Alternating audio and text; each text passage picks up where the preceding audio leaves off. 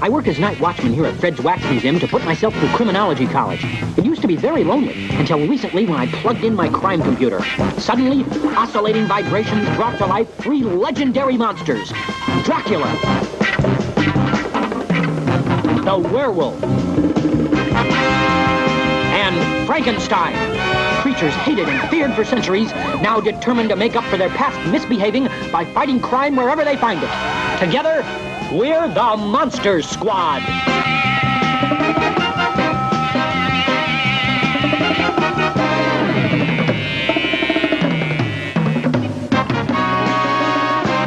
Welcome back, my friends, to an all-new episode of the Batcave Podcast. It's your old bat chum, John S. Drew here. And you know, we're going to be doing an episode of Monster Squad here. And one thing about Batman 66 that we've always kind of like joked about, many fans did, was Batman aired opposite Lost in Space. And today's episode features one of the cast members of Lost in Space, and he's playing the Astrologer. We'll talk about that here, along with our good friend from the American Sci-Fi Classics track at Dragoncon, Mr. Joe Crowe. Hey, Joe. Hey, what is your sign, John? My sign? I am a Capricorn. I am a Gemini. Ah, okay. I don't know what any of that means, but proud to be it. My understanding is the Gemini, you're always supposed to be careful because it's the twins. So there's 2 ways to you, two sides to who you are as a person. That makes sense. Whereas as the Capricorn, I think I'm just stubborn as a goat. But yes, we're going to be talking about the Astrologer here today. Aired October 23rd, 1976. Again, written by Greg Strangis, who wrote the last episode. And as we pointed out, he did the Pharaoh episodes of Electro Woman and Dyna Girl. Directed by William P. D'Angelo, one of the producers on the Batman 66 show for all 3 years. We talked about this in previous episodes. Stanley Ralph Ross really just got his buddies 10 years later to come back and do this thing. And I dig it. Yes. Now, I got to admit, I'd completely forgotten about this episode. So, you know, we get this typical opening. Again, it's a setup with just some light humor at first because Wolfie, Bruce, has dandruff.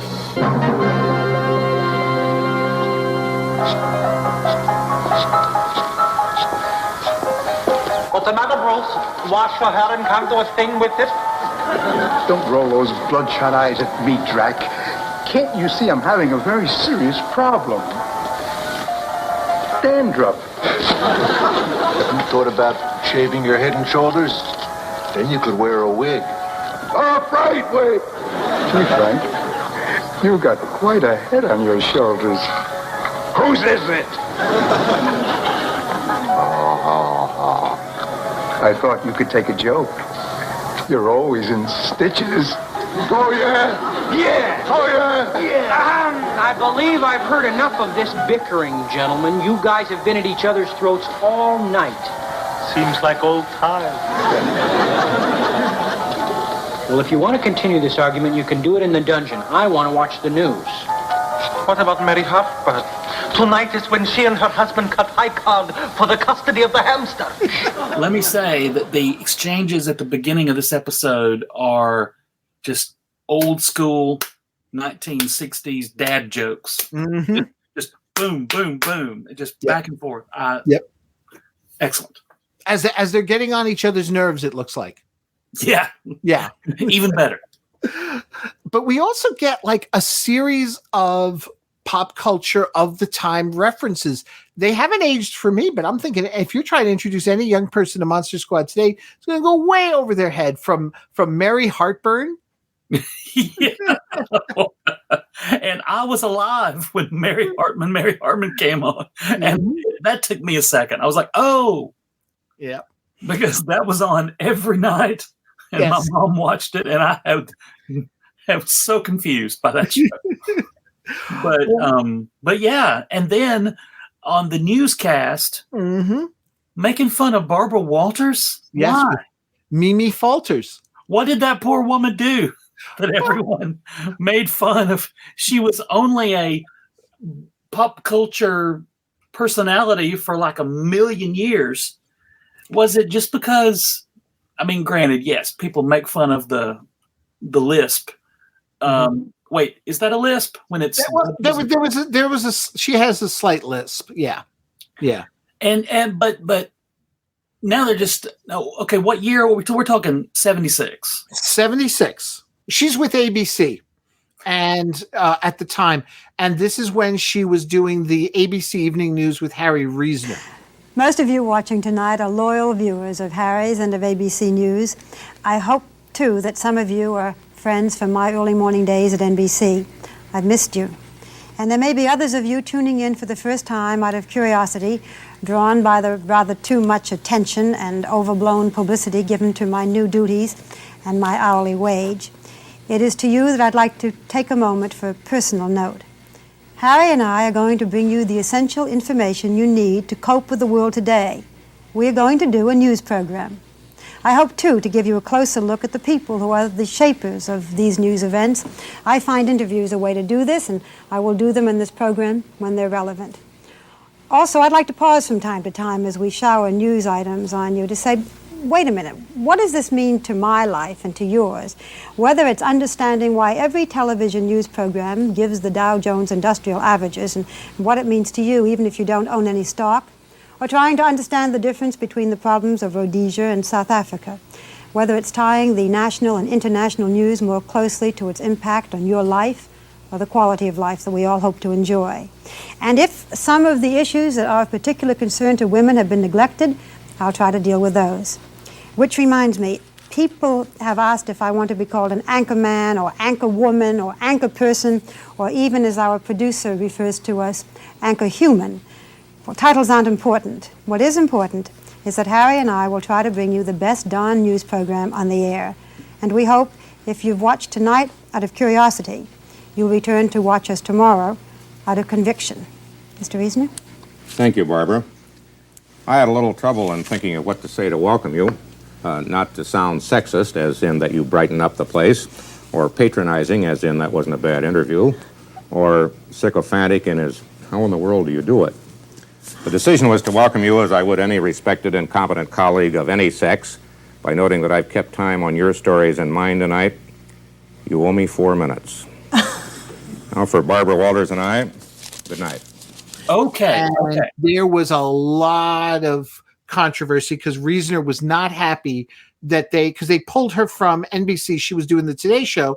He was not happy that they teamed her up with him. He did not want a scout in with really, and he always spoke to her. He did it with a level of professionalism, but at the same time there was always an edge to him whenever he would speak to her, like, you don't belong here. Like you could see it once you're told this is what happened. You could see it so clearly. Okay. So my guess is they were just playing up on her there because she was, and she eventually did have to leave. It was just too much for her. She couldn't deal with it. I mean, there's just no point. They're paying her good money, but she's not feeling challenged. She's not happy. He's being a brute. So. But I think she ended up getting let's say payback, because she has been a well-known personality for the 50 years since. Oh, absolutely. And Harry Reasoner, kind of a footnote. Mm-hmm. Absolutely. And so congratulations to Barbara Walters. But they also made fun of her on Saturday Night Live, which was just starting at the same time as Monster Squad. And they made fun of her for the same reason. Yes.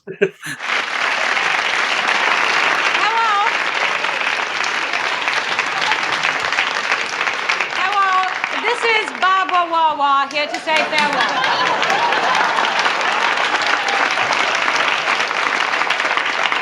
This is my last moment on NBC. I want to remind you to look for me along with Harry Reasoner weeknights at 7 o'clock. I want to take this opportunity to apologize to NBC. I don't like leaving. Please trust me, it's not sour grapes, but rather that another network recognizes in me a great talent for delivering relevant news stories with crystal clarity to millions of Americans.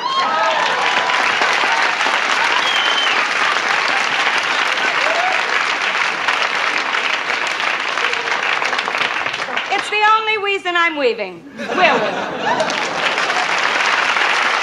So, Gilda Radner was just all over Baba Wawa. Baba Wawa. At the time. And so let's say this, maybe Monster Squad, I don't know who did it first. I'm going to give Monster Squad credit and say Saturday Night Live ripped them off because I'm not doing an SNL podcast. I'm doing a Monster Squad podcast. So that's my story and I'm sticking to it. Well, not only that, they at least were a bit more creative, Monster Squad, because we have Mimi Falters. It took me a moment to actually realize it was a Barbara Walters, Mimi Falters, instead of just Baba Wawa, Yeah. So yeah, they got after it. I approve. Good evening, news fans. This is Mimi Falters with your $1 million news. Tonight's headline finds Mr. Leo Taurus, the asinine astrologer, at it once again. Every week, this arrogant Aries has a new outlandish prediction, and every week, like clockwork, his prediction is wrong. Well, he's really schemed about that, folks. And tonight he is determined to break his record by being right. Good evening, friends. Here I am again, your favorite astrologer, bringing you all the latest from the world of stars. I am the penultimate in predictions, so hold on to your Capricorn because here it comes. Based on my infallible calculations, I predict that an earthquake will rock this area. When the sun is in the 7th house, Jupiter aligns with Mars. The moon is over Miami and the dish runs away with the spoon.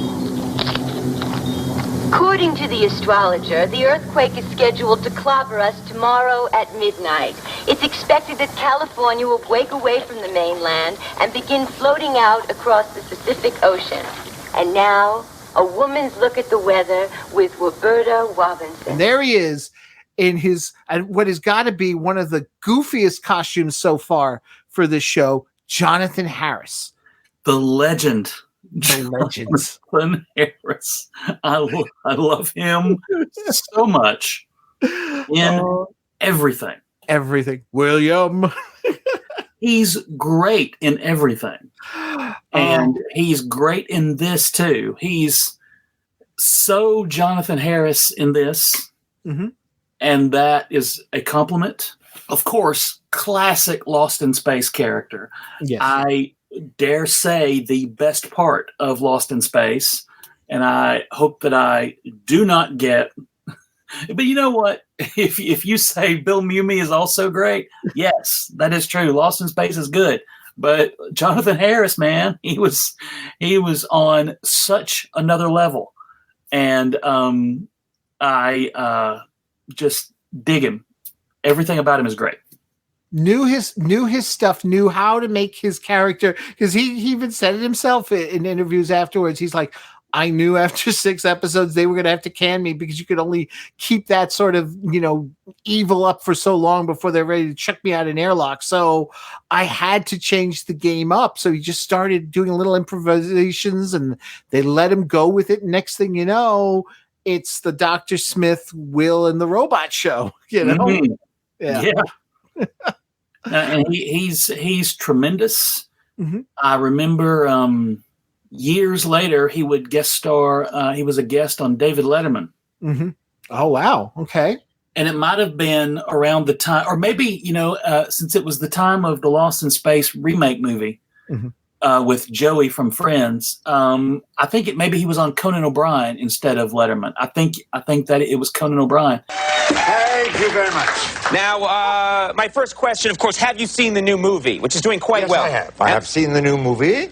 I suggest you all see the new movie. Mm-hmm. I am not in it. It has the most spectacular effects I've ever seen in my whole life.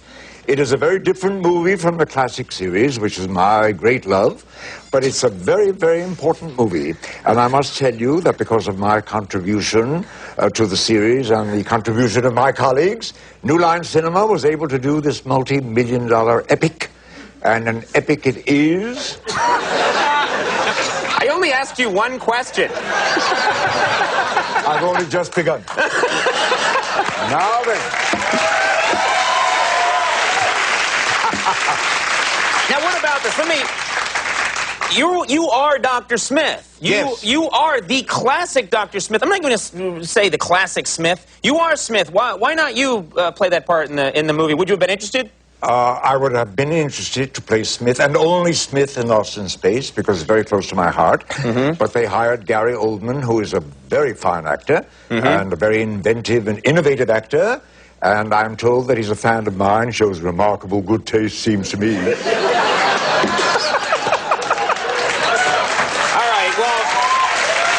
And he's lovely in the part. I think they blew it myself. Because No, he's a wonderful actor. Okay. We can do the Lost in Space movie cast where we go minute by minute. Yes, there you go.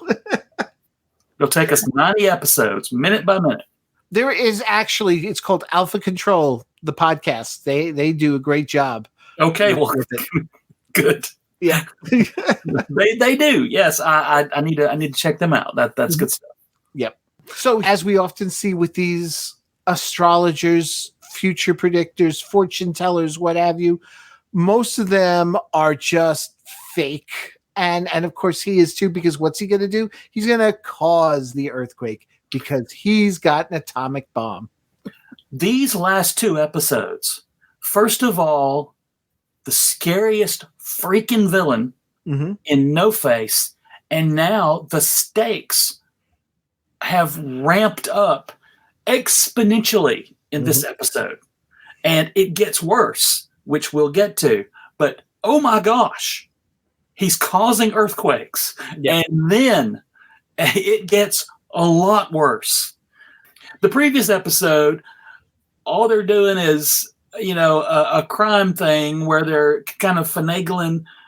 No Face was just kind of finagling the government or the police to, his end goal was just to steal things. Right.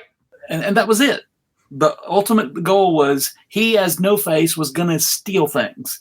But in this episode, you're going to cause an earthquake to sink the whole city. Oh my gosh. Anyway, continue. Well, here's a question for you.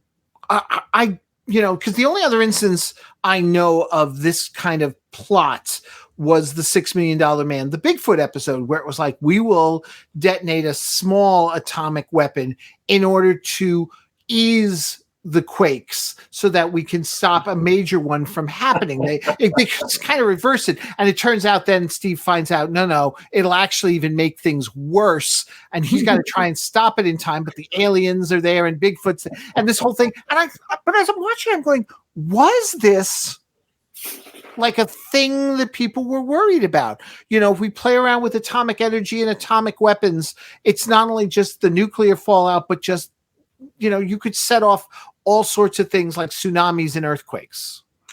I remember being there was concern about the one thing and the other thing, but I don't recall both things at once, like in this 20-minute Saturday morning TV episode.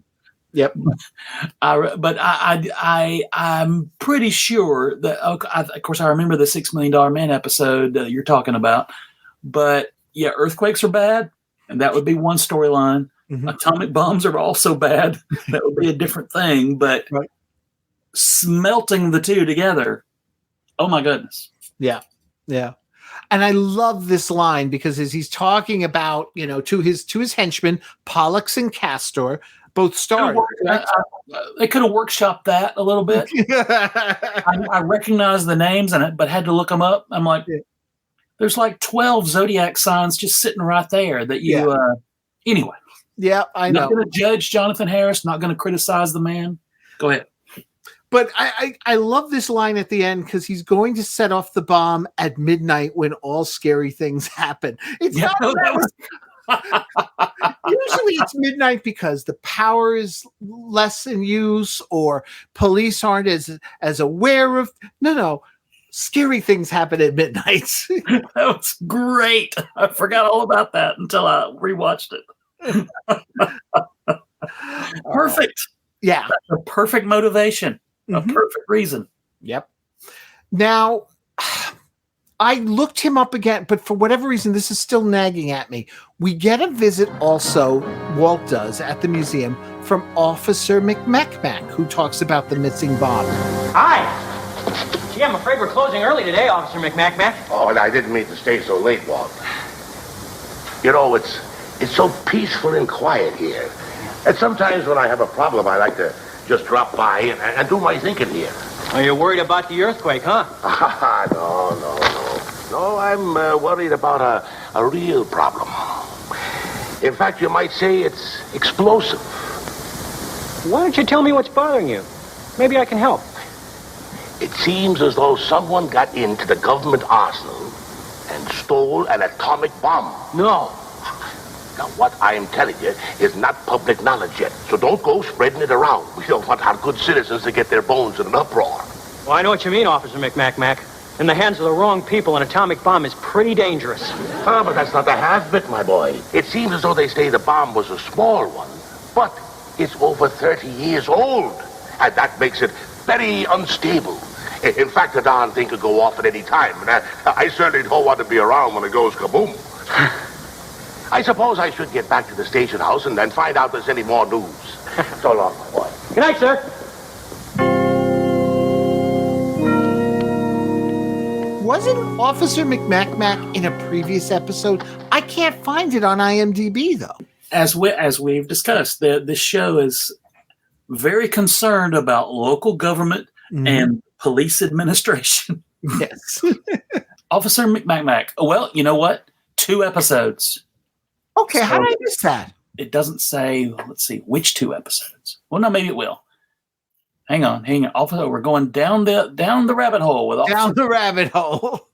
Down the rabbit hole with Officer McMac. Okay. You know what? Well, that's funny because the 2 episodes listed here are not episodes that we've covered yet. Really? And yet he is in this one, which we are covering right now. See, that's why I was like, something's weird about this. Because now, I'm looking at him too, and I remember we discussed this. He plays Artemis Kanab. In fact, the picture of him on IMDb is from the Batman 66 episode with the Puzzler, played by Maurice Evans. That's so weird. There it is. Yeah, and he's he's been in a million things, and he okay, wait. He was Officer McMac in Lawrence of Moravia, which we haven't gotten to yet. Right. He was also in Mr. Mephisto, which we did do. Oh, okay. Well, that's where I remember. Okay, that's where but Lawrence of Moravia, no. I mean, I'm not saying no, but what about what about the one that we're watching even as we speak? Yeah. But Officer McMac is also in a show that I've meant to watch from the 60s and just haven't at all. It was a superhero show called Mr. Terrific. And he played Harley Trent in that show. And it was a silly, very Batman-like TV show to my knowledge. But he's in that. And he, let's see, he was also in... Well, here's the thing. You know why? Because it's a different actor playing him, according to this. I got to look this up. Yeah. Officer McMacmac in this episode played by Richard X. Slattery. Another character actor. This is the only episode he did. He was, let's see. He did an episode of MASH. He did a Kojak. Wonder Woman, the TV movie. He was Colonel Hankins, the one with Kathy Lee Crosby. He played Colonel there. I'm trying to see if there's anything where he really stands out, though.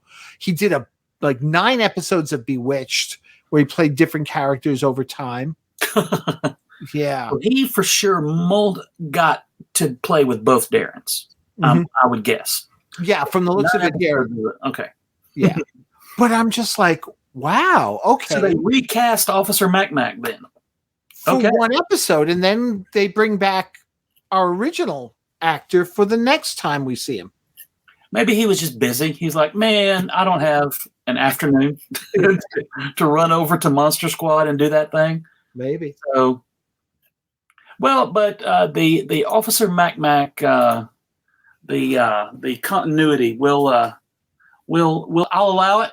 You'll allow it. Okay. I'll allow it. Recasts are okay, especially if he comes back around, because as we recall on Batman 66, they never mentioned why Catwoman changed races. No. Which was great. They never said a word. Never did.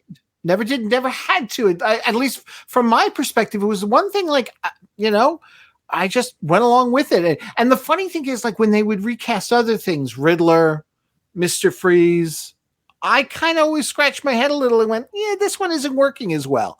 But Catwoman, never a problem.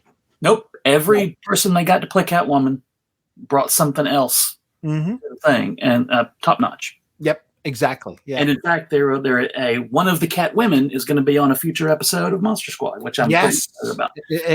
In fact, the very next one. Oh, yes. Awesome. Yes. Yeah. But anyway, back to this one. We've gone down the Officer Mac rabbit hole. Yes, that we've done that there. We get that, and I forget how we did this. Because I didn't write this down like an idiot. But basically, he sends out the squad to search the area by Old McDonald Farm near the mouth of the Frankie Valley. Which I think I was more impressed with that than how they came about it. They went down their own rabbit hole trying to make a twin. Then even then that was a 15, 20-year-old reference. Mm-hmm. No, Frankie Valley was still working in the 70s, I'm sure, but it was. But would the kids have been aware of him? Exactly. No, I would guess not. He would be like, "Oh, my mom's favorite." Yes. Hey, Mom, they mentioned Frankie Valley on this show I'm watching. Mm-hmm. And then she walks in, and it's Frankenstein and the Wolfman. Mm-hmm. Okay. and then it's interesting because then they meet up with this farmer, played by Frank Caddy, in what is a clear nod to his role on Green Acres as Sam Drucker. You ever seen a bat in these parts before? Mabel, let's give that critter a run for his money.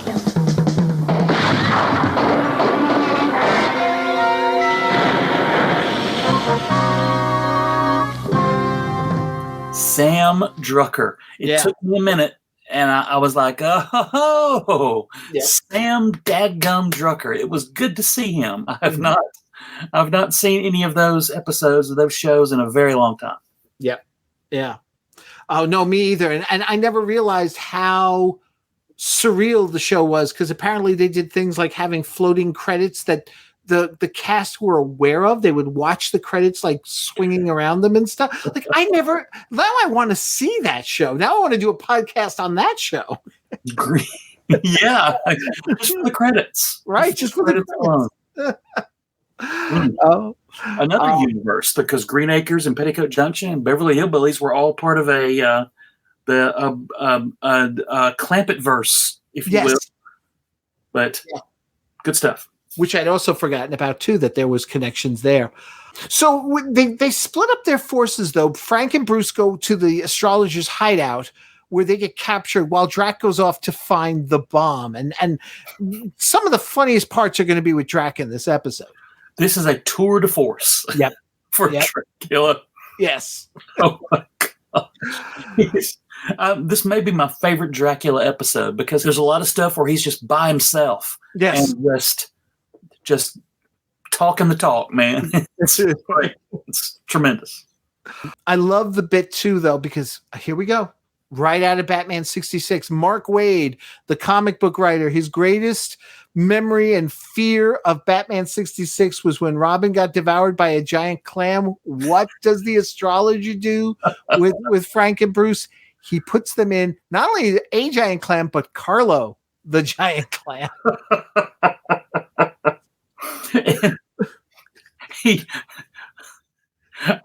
I'm with Mark Waid on this, but fellow Alabamian Mark Waid. Yes. But they're trapped inside a clam, and it's the plan from the astrologer is to have this giant thing slowly devour enemies. And it has nothing at all to do with astrology. It was just happened to have this giant clam laying around that I've named. Yes. My buddy, my pet, my associate, the giant clam, Carlos. Hey, he'd be good to help me murder people. Yes. And so good and scary, and how in the world are you going to escape from that thing? Well, I mean, they find a way. We'll get to it. Yeah, exactly. They do find a way, and it's rather unique. But we'll get to that. Yeah, because now we got to deal with Drac here, and I love this whole, like we said, from the fact that we got code words, Chamber of Horrors to Night Flyer. Drac is called the Night Flyer as he finds the bomb, and he has to defuse it with the aid of a 30-year-old book on defusing atomic bombs. Chamber of Horrors, this is Night Flyer. Come in, please. Yeah, 10-4, old buddy. This is the Chamber of Horrors. Go ahead, Night Flyer. I have found the rotten egg. What should I do now? You're going to have to defuse the bomb yourself. I was afraid you'd say that. It's easy, Drac. Just follow the instructions in this book entitled How to Defuse a 30-Year-Old Atomic Bomb. Part 1. First, make sure the surrounding area is clear of innocent bystanders who might be wiped out in case you make a mistake and the bomb goes boom. And they're not even in the same scene together, and they're just... This is just one of my favorites. Well, you got a producer of Batman 66 directing this thing, so he knows what to do here with this material. And it's just reminiscent to me of it was a different bomb, different kind of bomb. Of course, all I can think about is some days you can't get rid of a bomb. Yes. On the old Batman 66 in the movie, the Batman 66 movie. But here is just a big old Christmas tree ornament shaped bomb. Yeah. It's just, and there's an on off switch, which is unparalleled. It's just great. And then, of course, once he's able to do it, it's like, all right, how do I make sure that it's definitely, and he goes, well, according to the book, you got to kick it. That's a terrible idea. I know. That's like the worst idea you could put. And Dracula's like, okay. He does it. But he kicks it just a little bit at first. Right. As if that, maybe just the small kick is not going to murder me and blow up the city. Yes. And then after the one kick, then he just kicks it like a kickball. Oh, man. And even then, even though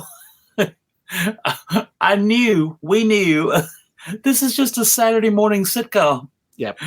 When he kicked the atomic bomb, I went, I kind of gasped. Oh, wait. Sure. I mean, because it's an atomic bomb. It's an atomic bomb. Not just an earthquake. But let's ramp that up. Let's step that up a bit. We're going to have an actual, I remember now. My favorite line in this, the astrologer calls it a kinky atomic bomb.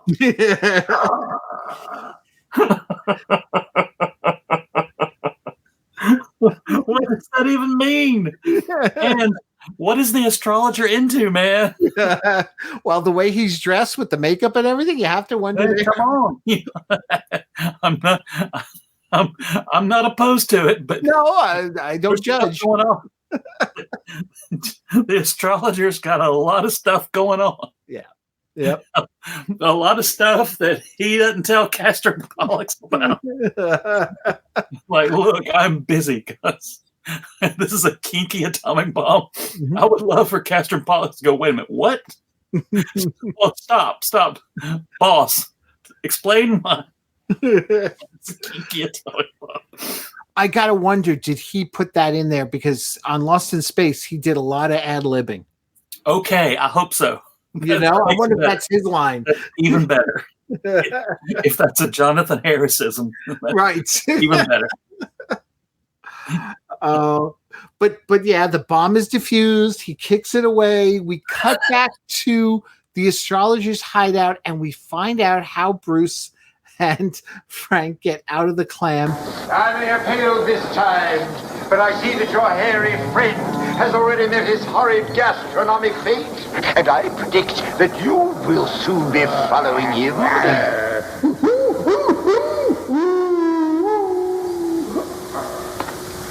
What's going on? What happened? What have you done to Carlo? I ate him. Ate him! It was either him or me. What do you say we have some dessert? I'm positive there are people listening to this who love clams. I'm not one of those people. Let's win this fight for the clams! He was a lot more attached to that clam than the Joker was. The Joker doesn't care. The Joker has no feelings, no emotions, but we know the astrologer does. The astrologer at least cares about one thing, his giant clam. And then when the fight scene between... Okay, most of the fight scenes, many of the fight scenes on Monster Squad are just slapstick. Mm-hmm. And good slapstick. You know, I mean, funny fights. This one is just physical violence. Yes. The Wolfman and Frankenstein just... They're just like, no, we just have to brawl our way out of this thing. And they do. Now, they put the bucket on the head of the astrologer, which is classic. And then they put a bucket on, well, one of the either Castor or Pollux steps in a bucket. Do I do it? Or do you want to do it yourselves? See ya later. And they choose option B. Yes. And they just ram into each other and fall. And there's some good agility stuff from, what did he do? He did like some flippy stuff. There's a lot of, but it's just a fight in this episode. And in other episodes, they're just, like cold cream in the previous. Right, and jousting, doing chicken fights. Yeah, yeah. But in this one, they're just like, no, we're just going to have to brawl. This is just a Katie bar the door, Pier 6 brawl situation.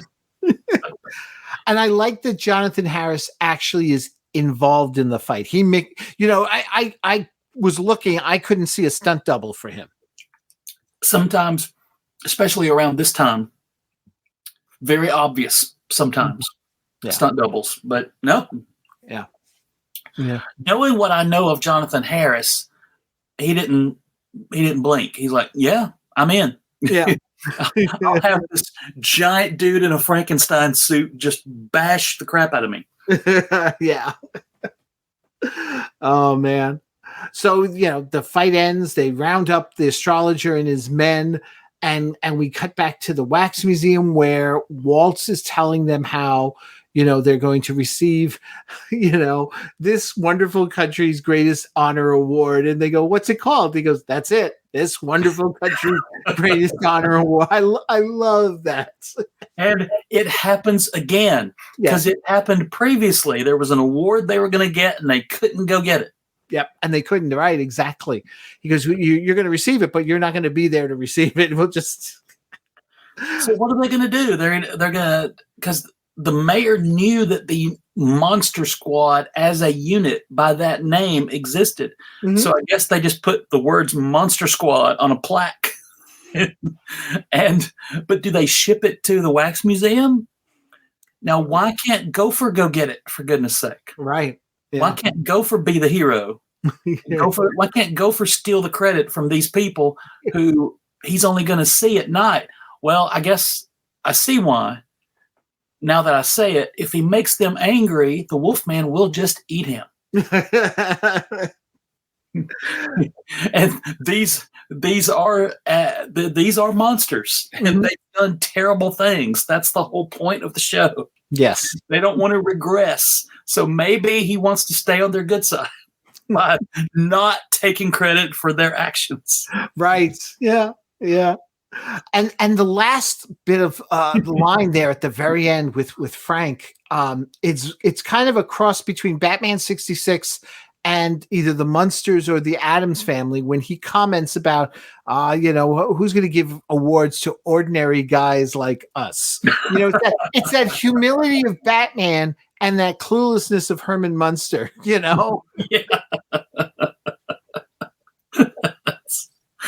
This was one of my favorite episodes. Yes, mine too. Mine too. I totally agree. I think just the I don't have them all that we've watched so far laid out in my head, but I think this is my favorite Dracula performance. Definitely favorite Dracula performance. Absolutely. Yeah. Solid gold. It's just the kicking the atomic bomb. Still. And I love that I went, when he did it. Yeah. It's a Saturday morning sitcom. What was going to happen? They certainly weren't going to blow up the city and have nuclear fallout. No. but instead, just great. Yeah. Totally agree. A lot of fun. Anything else that we didn't cover in this? I'm glad that I remembered about the kinky atomic bomb. No, that was all the notes. In big letters, kinky atomic bomb. Oh man! In fact, let me show. I had it written. I'm going to try to find it here.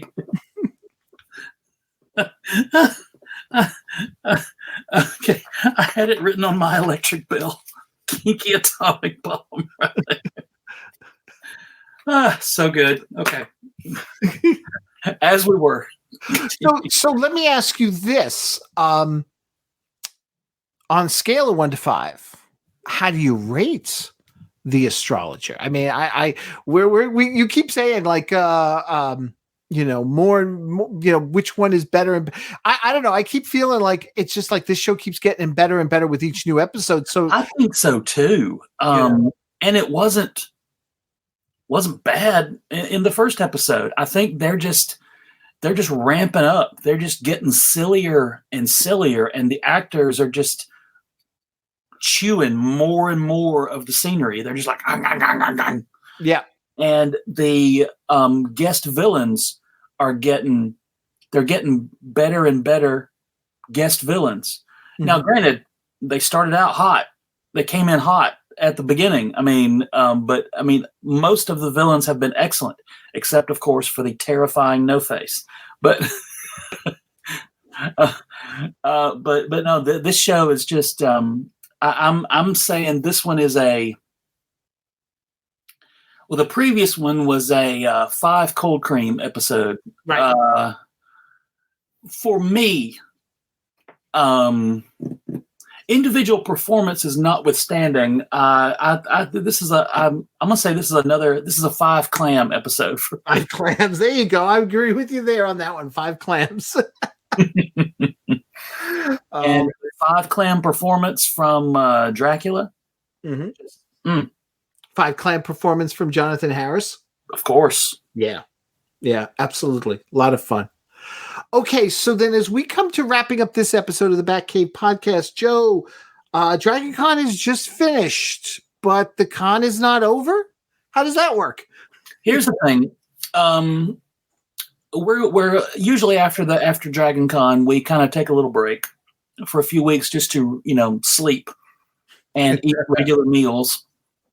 But as fun of a community that we have gathered over the years, we decided when the pandemic hit, and we've been doing this before on social media, like on our Facebook, we kept interacting and kept doing stuff throughout the year. We didn't just stop and start when it came time for the convention. Mm-hmm. When the pandemic hit, we started doing virtual panels on StreamYard, which is how we're recording this right now. And we did those every week for a while. Now we're into every 2 weeks. So we get to do just the kind of silliness that you and I are doing, and the kind of fun that we have at Dragoncon in person. We're just doing that on the web now. And so go see us in person. I hope you do. I hope you did, because at this point, Dragoncon is. I hope we saw you there, and I hope you said those Monster Squad podcasts are amazing, because they are. There you go. But after you get through with this episode, there's more. We are still doing these things virtually every couple of weeks. In fact, John, you a few months ago were on an episode where we played the remote control board game. Yes. And we're going to do that again pretty soon, because I've done it again since you were a contestant. Yes, and you had Kevin Eldridge on. Yes, and it was a blast. So we're gonna keep doing those, and cool. We're just gonna keep doing just every 2 weeks. I feel like it's just an hour or so out of your day where you can just pretend you're eating a $9 hamburger in the Marriott at a sci-fi convention, and just nerding it up. So that's what we're gonna keep doing at. Just Google go to YouTube. Just Google, just type American Sci-Fi Classics in there, and that's where we'll be. And on Facebook as well.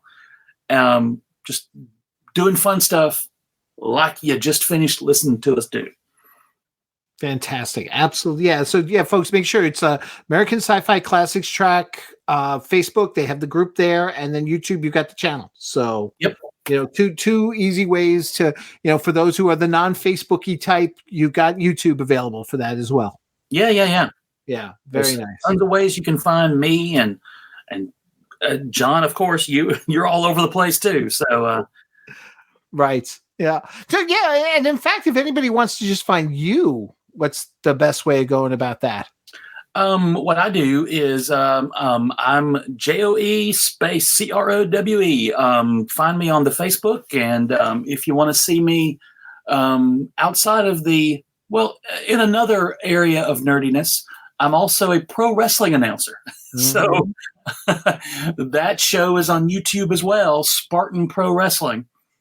And if you happen to be in the Gadsden, Alabama area some Saturday night, come by and see me there. I'm dodging steel chairs. It's a blast as well. It's the kind of silliness the kind of awesomeness that when I was the age that I was when I was watching Monster Squad, I thought to myself, it sure would be neat to be involved with pro wrestling or with geeky stuff. Mm-hmm. And now I am, and it's tremendous. Nice, very nice. And yeah, your wrestling expertise came in handy on the OSI Files, my other podcast, when we were talking about In This Corner Jamie Summers, the lady. Yeah, that's right. There was a megaton of pro wrestling in that episode. Yes, there was. And Mr. Roper was the villain. Yes, from his company, as I recall. Yes, that is correct. Well, okay, folks, then that's going to do it for this episode. Stay tuned. Next time, as Joe alluded to earlier on in the episode, we're going to be dealing with the Ultra Witch, played by the ever incredible, ever beautiful Julie Newmar. Can't wait. I know. But it's also going to be a bit of a Batman 66 reunion, because her henchman, played by Joey Tada, and and Richard Bacallion, both of whom had multiple roles in Batman 66 as well. Nice. Yes. Yeah. So this is a big one, folks. Make sure you're tuned in for that. Make sure you're just checking out everything we're doing here on the Batcave podcast as we continue our looks at the 1949 movie serial, Electra Woman and Dyna Girl, Filmation 1977, and a whole lot more. And you can find all that, just like with American Sci-Fi Classics. We've got the Facebook page. We've got the backcavepodcast.com, or you can find us now. I made sure it's everywhere. I'm telling you right now, all the big ones, Amazon, Google, of course, Apple Podcasts, Spreaker. The podcast is out there, so you can't say you can't find it. So no excuses, none. Exactly. So until next time, once again, thank you, Joe, for being here. Thank you, and everybody, please kick every atomic bomb you see. There you go. Folks, have yourselves a great week. I'll see you next week. Take care.